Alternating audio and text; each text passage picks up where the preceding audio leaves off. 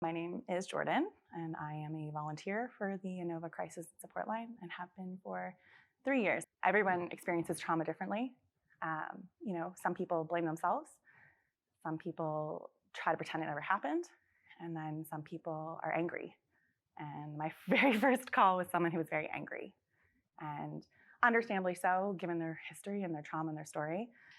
And so I had a caller who called, and she had been triggered that day. And honestly, the call was only about 3 to 5 minutes long. And she really couldn't focus on what I was saying. She was actively in the process of harming herself. And her way of doing that was to hit her head on things. And I could hear her doing that while we were talking. And it was the first time where I've heard someone causing themselves pain. I've had conversations where I suspected it was happening, but that was the first time I could hear, and I could hear the impact. She would try to talk to me, and then she would start. We would get a little bit, me asking, what calms you? Where do you go when you're feeling upset? Like, you go to the forest. Let's talk about the forest. What do you see when you go to the forest? And trying to do some sort of grounding, something just to bring her back to me a little bit so I could figure out, okay, what caused today? And nothing was working. And she finally said, I can't think about this anymore. And she hung up. And so I didn't have any information or context or history. It was just a really heavy, icky feeling and knowing that nothing I did worked. And I thought about her a lot.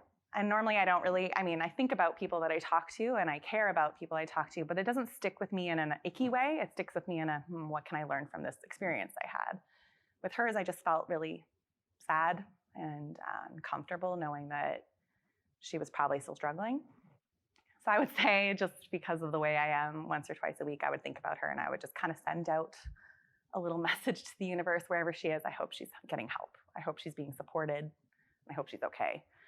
Months and months and months later, I would say like 8 to 10 months later, I had a phone call with a woman who said she was feeling really triggered, and when she's triggered, she calls Anova.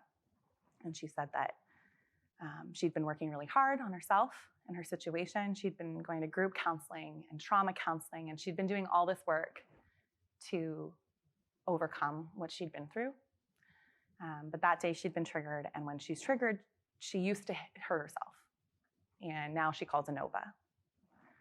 And so through the conversation, it felt like a friend. Like we were just chatting like we were friends. I wasn't, a mental health worker or a volunteer. I was a friend on the phone who was empowering her and encouraging her. And at one point, she said, I just wish I had you in my life. I just wish I had somebody who was just there saying, I see how hard you're working. You're doing amazing. Keep going. It's worth it. And she's like, I'm doing it all for me, and I have no one cheering me on. And at that point, I didn't know if I should say that I suspected she was the person I had spoken to before, but I'd been thinking it throughout the call that just a lot of the ways that she hurt herself and just the things that she was talking about the forest had just kind of cued me in that I think it was the same person. And so at that point, I kind of said, I was like, I don't know if this will make you uncomfortable, but I just want to say, I think we've spoken before. She's like, really? And I said, yeah, I think it was months ago, and you had been triggered that day. And she's like, was I hurting myself? And I said, yes, you were hurting yourself. And she said, I'm really sorry you had to hear that. And I said, I appreciate that you said that, but I'm not sorry. And I just want you to know that it's not the same because I'm not there. And I know that I'm not your friend that's going to hang out with you every night. But I want you to know that I've thought about you many times a week for months, just hoping that you were okay and that you were getting help and that you were supported. And for me, I'm talking to you and I know today's your bad day, but I'm pulling the context of that last conversation where your bad day resulted in you not even being able to hear my voice and talk to me and communicate with me, and you were hurting yourself. And today we're talking and it's been 40 minutes and you're telling me about how hard you've been working and what a bad day looks like today compared to 8 months ago. I was like, you have worked really hard. And I'm sorry you don't have a cheerleader, but I've been cheering for you from here. It was very emotional, and she cried, and I feel like I had an emotional response, we'll say, because it was just, human connection is so vital.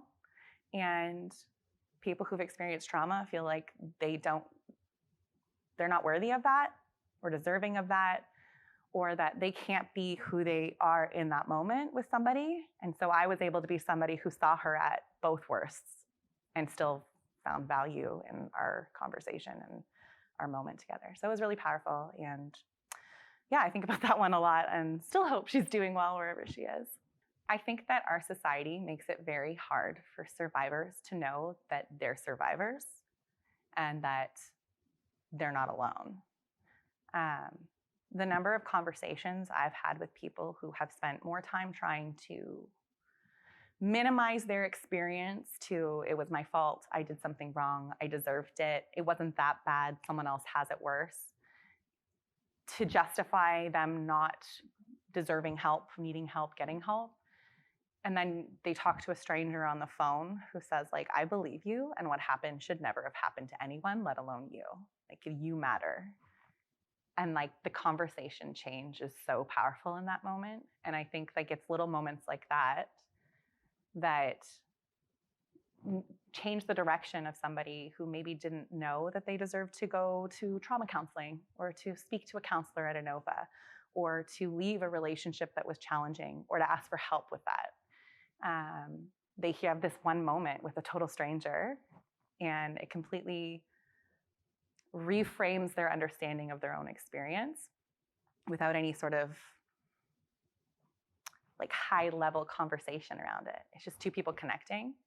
And I think that the value in being able to offer that for everybody is so powerful. And Anova gives volunteers the skills to hold space for these really powerful, heavy, and uncomfortable conversations. There's not a lot of places where people can get that support. You know somebody who has experienced some sort of violence, harassment, or trauma. Everybody does. If you don't know somebody's story, it's because you haven't earned the right to their story yet. And so if you have the ability to make it possible for others to share their story in a place that feels safe and supported, that it is the right decision to make. But it's necessary. It's life-saving services that are offered here. So.